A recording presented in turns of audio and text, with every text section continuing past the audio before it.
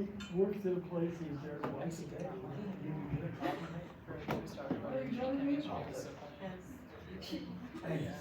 This young man has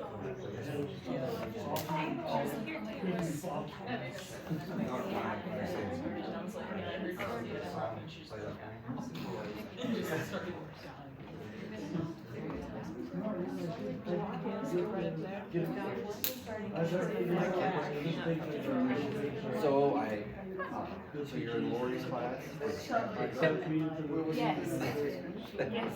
Yes. Because I was in a meeting and she was talking and I've been busy. She just borrowed my book. Yeah. Oh yeah, I heard that. Yeah, she was like, look at the work, she read the finder's test and everything, I'm like, the boy am I prepared. I'm so proud. Fantastic. Thanks, buddy. You're good. Stay in trouble? Yes. He don't look at me like that. Did you say hey? She pointed at me. Taking up.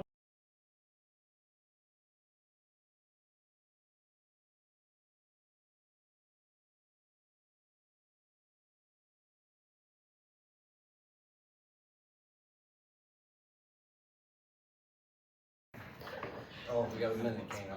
My timekeeper's telling me I have a minute. What if somebody comes in? Well, they couldn't. All right, so welcome everybody. To have the turnout we have, this is a better turnout than we had all semester, last semester for students, so this is fantastic. This is a little different service. It's not your traditional service by any means. This is what they call an experiential worship service. And what we're going to do is we're going to have a call to worship, and then we're going to have questions. And I'm going to ask you guys to kind of break up with each other and answer these questions with each other. And the questions will be dealing with faith. The goal of this semester's worship is actually to live into our faith lives. Actually do what we're called to do, and not just sit and punch a clock for worship and then go out. It's we're going to live into being who God calls us to be. And what a great gift it is to be who God calls us to be. The idea for this worship actually comes from the concept of understanding that our faith lives are active lives. Our faith lives are in perpetual motion. We continuously grow when we take each other seriously in our journeys of faith. And we grow when we listen to one another and we share our stories with each other. Too often, faith becomes, I as the clergy get to tell you as the listener what to believe and how to believe, right? That, to me, is not the way we're taught in a lot of ways. Christ taught through parables. He taught through stories. Tonight we're going to talk about the Good Samaritan text. He taught this amazing radical story to his followers. And then he said, listen, answer these questions. And so that's what we're going to do this semester in worship.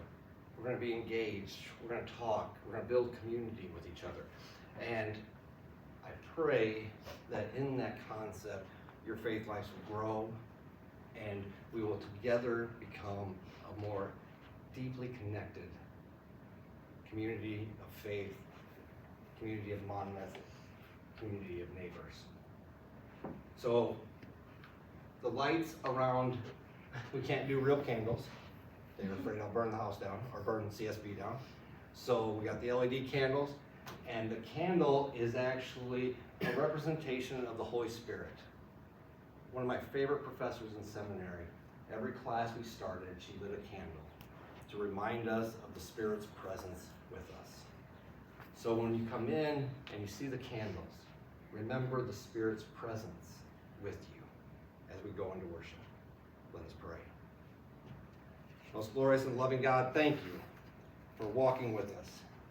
Thank you for giving us a chance to join together in community to worship you, to share with you stories, to learn from you who our neighbors are. Open our hearts and our minds at this time and empower us to be the children of faith that you ask us to be. This we pray in your name. Amen.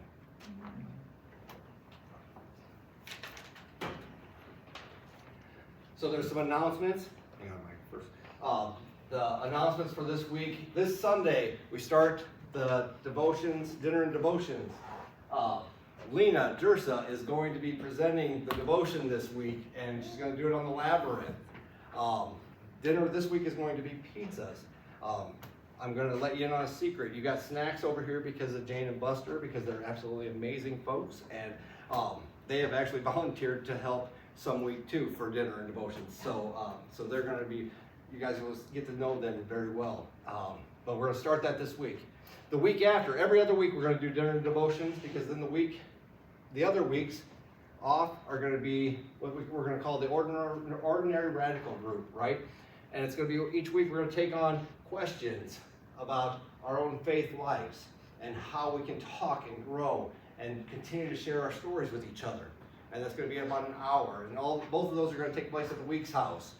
It's a wonderfully, I love the Weeks House. It's just a beautiful place to gather and be in community together. So that's going to happen on every other option. Tuesday, September 5th. So Tuesdays is a new thing for us. Fatima talked me into it. Tuesday morning at 11 to 12:30, I will be in the library and open for chats, which means come see me, talk spiritual life, talk sports.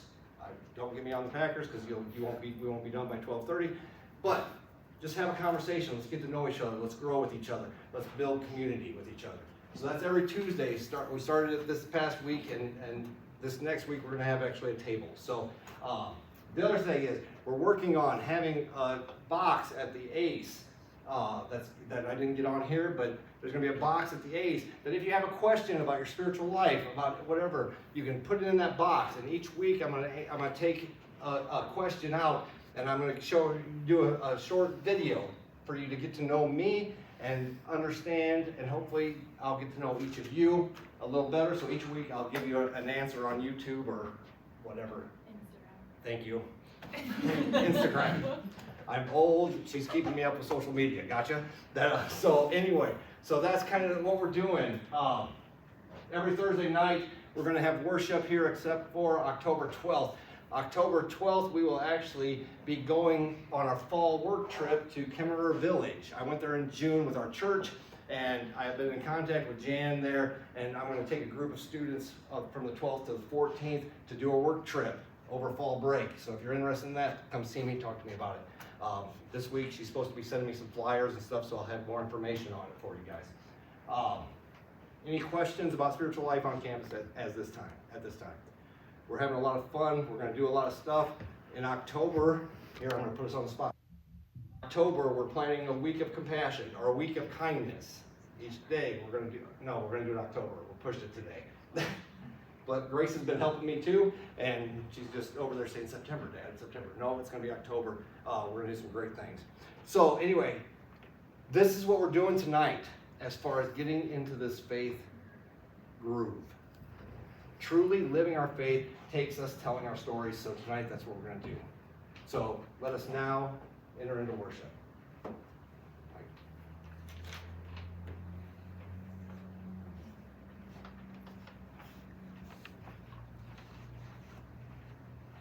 Hello, good evening everyone. Please join me in the call to worship. Come unto me, you who are depressed. As well as all who are oppressed. Come unto me, you who are hungry. And all who are angry. Come to me, all who are seeking comfort. And all who have lost hope. Come to me, you who are anxious. And all who are bitter and frantic. Come to the place of blessings, where you will find respite, peace, and joy. Come now and discover our neighbors from God. So I'm reading I just finished reading a wonderful book by Brian McLaren called We Make the Journey by Walking. or we make the road by walking. And in it, he tells this story of an older gentleman who had wrestled with his faith and had been going through this problem, and he finally pulled the trigger, and he left his church. And the gentleman wrote an open letter to a national paper. And in it, he wrote that he finally got tired of, he would rather live with all the questions he had than sit in a place that the questions were no longer accepted. And so tonight, and this service is around those questions. I mean, let me know. Raise your hand. Have you ever had any questions about your faith? Anybody here besides me? Okay, I do it all the time, right? We all have faith questions. And oftentimes, we can feel intimidated to share those questions, can't we? This is going to be a safe place where you share your questions. And we talk to each other and we answer them. So, Kelsey, give me the other slide. So tonight, I want you to kind of break up a little bit in groups. You guys are kind of over here together and over here together, you know. And I want you to talk for a few minutes on these two questions. I want you to tell me, or tell each other in the group, who is God to you? And the next one is, who is our neighbor defined by God? And if you want to get really interesting, who's your neighbor defined by you? And who's your neighbor defined by the world? So take a few minutes and talk to each other. Get to know each other a little bit. And we'll discuss these two topics.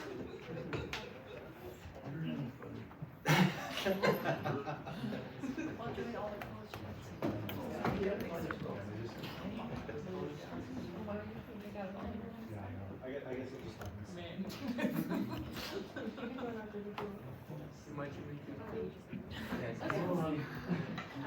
This is my daughter's next. Fine, I guess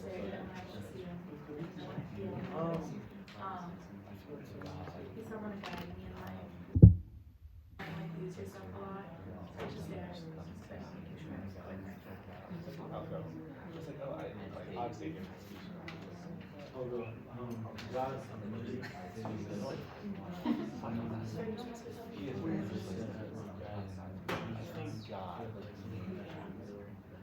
other than just being a person, I feel like He's everything, just everything. He makes everything.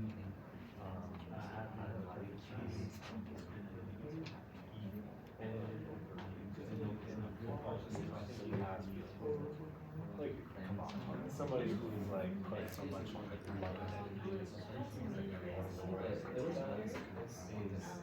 Is really has that. Has that. Has to know what to fight for our here and what not. Like he's in his mind's eye. And then us following.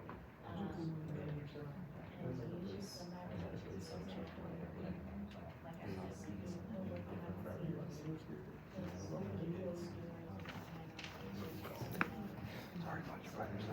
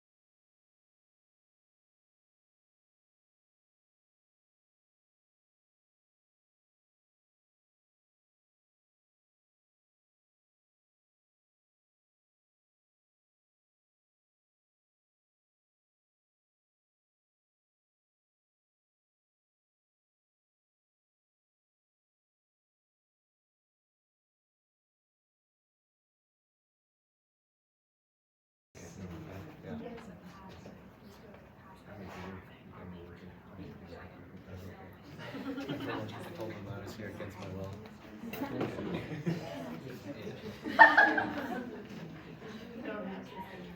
Thanks.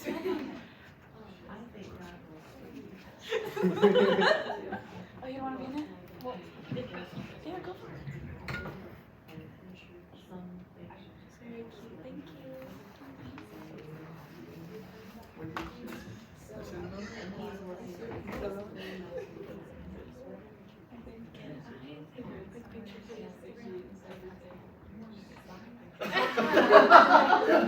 No, don't look like I've got you. You guys can. That was really deep, but I was just There's like, your fade right there. it's because I feel angry. I was like, please. I'll be pushing you, don't worry. We gotta get you a little picture. No, I'm okay. It does encompass a lot. I don't know how that's at. I feel like that's really like so much that.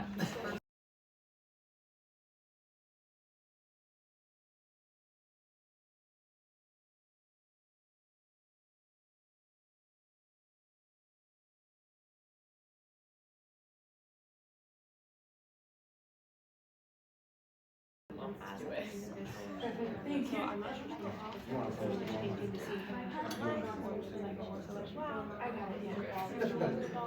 I tried to do one. I know. These are the questions I know. I did on mine. These are the questions. I couldn't get on.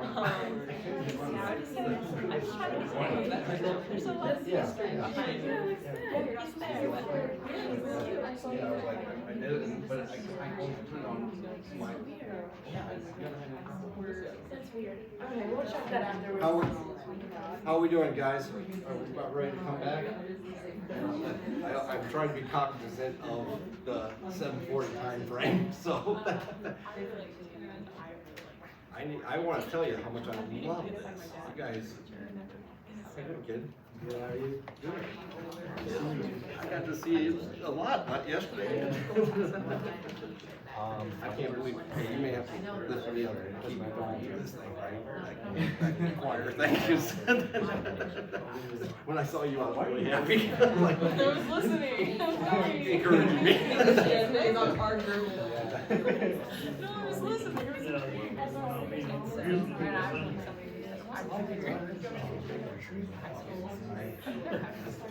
Yeah, they're everyone.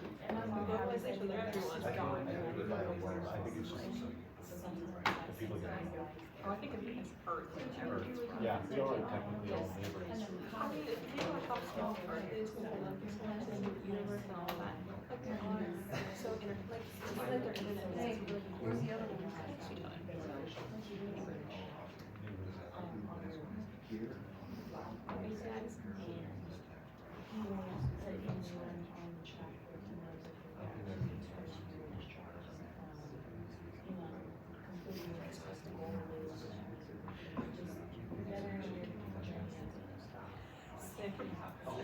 I was stressing over the picture for Bobby's like, and it was 2 weeks from now. And I'm like, oh my god, I just didn't read what the due date was. I thought it was due September 8th, and that's when they were accepting submissions, and I just didn't read properly.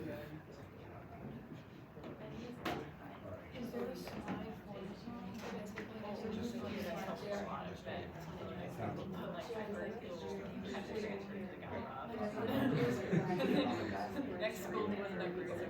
All right, guys, let's come together. So, how was that? Everybody do okay? Yep. It wasn't too intimidating, was it? You know, we'll have fun with it, we'll get to know each other a little bit more, and hopefully you got to see how different people explore their understanding of who God is, who neighbor is, and such. Now we're gonna take, let's take some time of stillness and center ourselves before we go into the Word, and let God speak to you and walk with you as we enter this time. As we come to this time, we live in a world that is desperately in need of assistance or help. We live in a time when we wake up to shootings that are motivated by race. We live in a time when People agree that it's okay to ban books and such. So as we come into this time of prayer, think about and let yourself feel where you need or feel called by God to reach out and touch our community in a way that lifts it. You see, each and every one of us has a gift. Each and every one of us is blessed by God to have this factor that can touch the world and change it. It may be a smile to somebody who's having a bad day. It may be just reaching out and sitting with somebody at the lunch table. But you have the ability to connect. In a world that continues to disconnect, God calls us to connect. So as we come to this time of prayer, think about how you are being called to connect and to be present with your neighbor. Let us pray. Most gracious and loving God, we gather this evening and know that you are always present with us. Help us to always be awed by your grace and your profound love for all of creation. We ask that you would be with all of our students, all of our faculty, all of our staff as we enter into this new year. Guide us to build community and connection with one another and with you in all that we do. Teach us to be all right with exploring our faith and seeking to go deeper in our willingness to live our faith daily. Today, Lord, we lift up victims of racial injustice and ask that you would walk with them. We ask that you would help them to overcome and to embrace all as equal. Be present with our brothers and sisters and friends in Maui who are having to rebuild their entire lives, as well as those grieving lost loved ones. Lift them, Lord, and help them through this traumatic time. Teach us to imagine with great exasperation and excitement the possibilities that are there if we trust you. Teach us to have that ability to love like you teach us to love, and to know that in you it is with you and in you it is possible. Lord, we lift up all those concerns that are too private to share and ask that you would lift the requests and embrace them as needed. And most compassionate God, guide us to be willing to walk the path that you place us on. Empower us with an ability to connect and to create community, a community that truly reflects your glory. All of this, Lord, we lift up in those precious words, our Father, who art in heaven, hallowed be thy name. Thy kingdom come, thy will be done, on earth as it is in heaven. Give us this day our daily bread, and forgive us our debts, as we forgive our debtors. And lead us not into temptation, but deliver us from evil. For thine is the kingdom, the power, and the glory forever. Amen. Isn't it great when I forget to tell you that we're doing the Lord's Prayer with debts and debtors, not trespassers? I was raised Catholic, and I did trespasses till I was 25 years old. And every once in a while I still will jump in with it. So it's wonderful to share that because it's another version of a prayer, and it's fantastic. So understand that I love that you joined me so well with that. So our next thing that we're going to do is we're going to go to the Word. And this is going to be a little different, and this is the text. It's the NRSV version, and you can read it as we go through it. But what I'm going to do tonight is actually do what they call a paraphrasing reading of the text. And hopefully it'll connect with you as we do it. It's a text everybody knows, or most people know really well. It's the Good Samaritan. And so I remember when I was sitting in your place as a student, and I was learning this text from Kathleen Fannin who was an absolute amazing chaplain. My mentor, she's near and dear to my heart, and I'll brag about her till the day I die. And she taught me this in a new way. So I hope as you hear this text, it'll connect with you. So the story goes that Jesus is hanging out and a lawyer comes and he wants to talk to Jesus. And he's really worried about this thing, what's going to happen when I die? What do I have to do to inherit eternal life? He asked Jesus. What is important for me to do? And Jesus gives him the great answer, love your Lord with all your heart, your mind, your soul, everything you got. Give everything to God. And the lawyer says, well, I do that. And Jesus said, well, then good. Go do that, and you'll be great. And being a lawyer, you got to ask a lot of questions, right? And the lawyer says to Jesus, well, if I do all that, and I love God with all my heart, the other thing Jesus said was a little tricky because he said, you got to love your neighbor as yourself. If you don't love your neighbor, that's not good. So the lawyer, being a good lawyer, says to him, define neighbor. Tell me, what is and who is a neighbor? And Jesus tells him this cool story. It's one of the greatest stories that you'll ever find in the New Testament. It's one that's so powerful and so amazingly earth-shattering. But sadly, we've turned it into something pretty mellow. You see, Jesus lines it up beautifully. He's got all these people listening, just like you guys are, right? And Jesus says, well, here, let me tell you a story. There's this guy, he's walking to Jericho on the road between Jerusalem and Jericho. Everybody knows this road is a bad road. Everybody knows that people get beat up in this road. And he's walking. And he comes around and across robbers. And robbers beat him badly and leave him for dead. And you can't imagine the pain this guy is going through.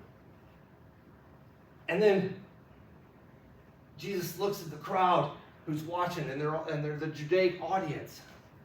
And he says a priest comes up and walks by, and you can imagine what they're thinking. That crowd is thinking, yes, the priest will save the day. What a great guy. He will do it. He looks like me. He knows theology. He's gone to seminary. All these good things, right? He's going to do it. He's going to do the right thing, right?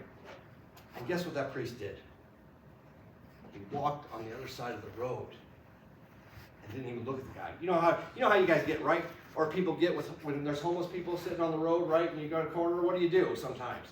I know I've done it. What do? I try not to see them, right? Because I don't want them to see me and I feel guilty. And that's what the priest did. So Jesus says this next. He says, a Levite came by. And you know what a Levite is? He's somebody that worked in the temple. He was right next to a priest, right? He would have been a seminary student, possibly. Us seminary students were almost perfect, right? Just kidding. So he'll stop and he'll help the guy. He's got to help the guy, right? And what's he do? Can you imagine? He walks by on the other side, pays no attention to the guy. So then this crowd is sitting, and they're on pins and needles. You can only imagine what they're feeling because, Jesus is telling this story, and there's got to be a hero to this, right? This guy's got to get saved. And Jesus says, a Samaritan came next. Did you guys know that what the Judaic people thought of Samaritans, by chance? They hated them. They were the outcast. They were the marginalized. They were the radical terrorist of that time. They were the opposite of the good folks. And Jesus says, this Samaritan comes by, and you can imagine, just think about it. You're in this crowd, this evil person Jesus is using as an example. He can't be the hero. He can't be the hero. And guess what? The Samaritan stops and lifts the man and bandages his wounds. He helps him and puts him on his own donkey and takes him to an inn. And he pays the innkeeper and he says, hey, I'll be back, but whatever you spend, I'll pay you back. Just take care of him. And Jesus looks at the lawyer and asks him a really important question. He says, hey, who was the neighbor? And the lawyer looked at Jesus, and you can imagine that it was aching him to answer it the way he had to answer it.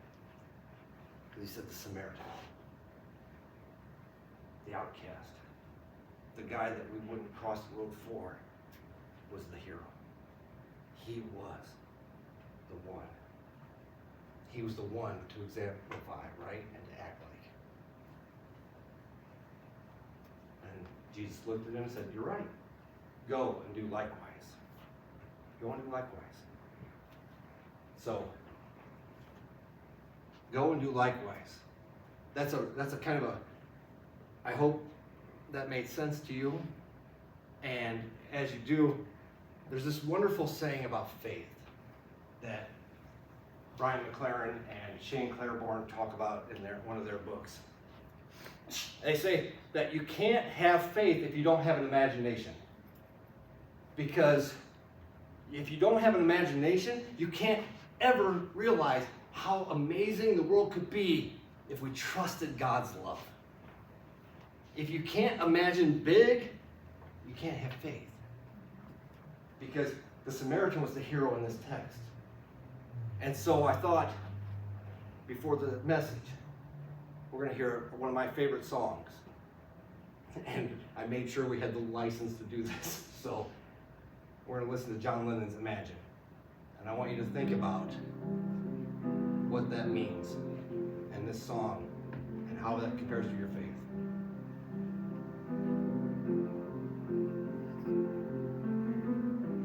Imagine there's no heaven. See if you try. No hell below us. Above us only sky. Imagine all the people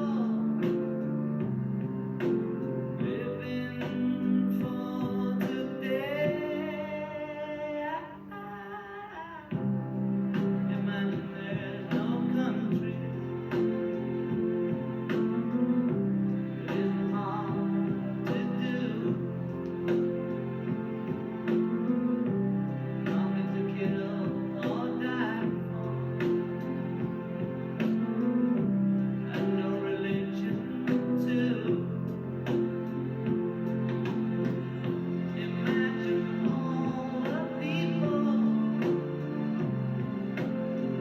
living life in peace. You may say I'm a dreamer, but I'm not the only one. I hope someday you'll join us, and the world will be one. Imagine no possession. I wonder if you can. No need for greed or hunger. A brotherhood of man. Imagine all the people sharing all the world. You may say I'm a dreamer, but I'm not the only one. I hope someday you'll join us, and the world will live as one.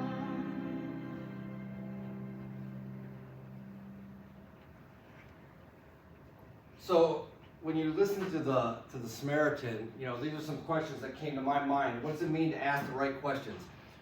Martin Luther King wrote one of the most, I think, profound commentaries on the Good Samaritan. And he wrote in it that the Good Samaritan is all about asking the right question. And what he meant by that was the priest and the Levite asked one question, and the Samaritan asked the other, and the Samaritan asked the right question. Martin Luther King said that the priest and the Levite go by, and you know, there's been many scholarly arguments about it, what they're doing. Some say they had a church meeting to get to, and of course in that time if they touched blood, they were unclean. So they couldn't touch the man. Everybody knows that church meetings are the best, right? That's why they were going.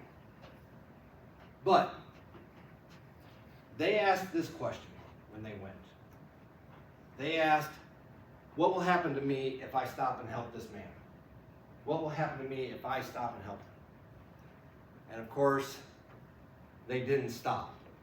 But the Samaritan, he asked the right question. When the Samaritan went by, he asked, what will happen to him if I don't stop? If I don't stop. So what Dr. King was talking about there was that it's really important the questions that we ask in our faith journey.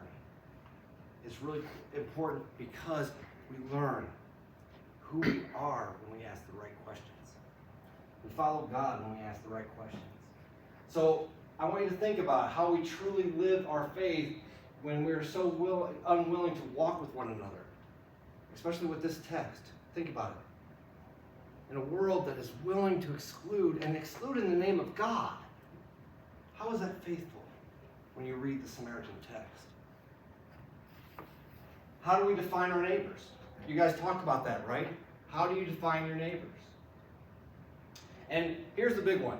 I want to know from you guys, tell me, can we make a difference in the world living our faith lives? I see shaking hand, nods, right? Okay, Kelsey, give me another slide. So Pope Francis says this. He says, like the Good Samaritan, may we not ever be ashamed of touching the wounds of those who suffer, but try to heal them with concrete acts of love. So I want to throw it out to you guys. This is what this is the experience worship is about, right? Is tell me what are some concrete acts of love that we could do on campus to build community? Anybody got any ideas? I try to meet someone new every day. Fantastic. That's exactly right. It doesn't have to be these magnificent things, right? Mother Teresa said it really, really well. She said, we don't have to do these grand things because that stops us, paralyzes us. What we have to do every day is small acts of love that turn into giant acts of love. Thank you. That's great. Any others? What are some concrete, Michael? Like a smile at them. Smile. Yep. How often have you walked by somebody and they look like they're miserable? Here's the deal, guys. I'm going to warn you because now I know you. If I see you on campus, you're going to get this. Hi. How you doing? You may even get a honk. So that's the Holy Spirit. That was a Lux thing. So yeah, because smile, meeting somebody new, and taking the time to acknowledge their existence. What else? Anything else? Anything, Miss Lena? All right, you guys have done great. Oh, Fatima? No, you're good. I was just gonna say, like, even just complimenting the outfits, or just saying, like, hope you have a good day, or just like, if it's someone you know, just kind of send them a text every once in a while. Hey, babe, or whatever you call them. Hope you're good. Hope your day's going alright. If you need me, call me. Kind of stuff like that. That's it, right? That's it. Everybody here has experienced that at one time or another, haven't they? That's an act of faith. Just somebody checking in on you one day. That's a concrete act of love. Okay, here's one of my favorite quotes from Desmond Tutu. God is not upset that Gandhi was not Christian because God's not a Christian. All of God's children and their different faiths help us to realize the immensity of God. That's a challenging quote, isn't it? but it's a powerful one.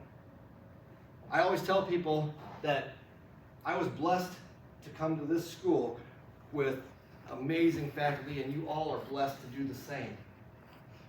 But I was blessed by David Suda, who opened my eyes to Thomas Merton and Thich Nhat Hanh, the Buddhist monk.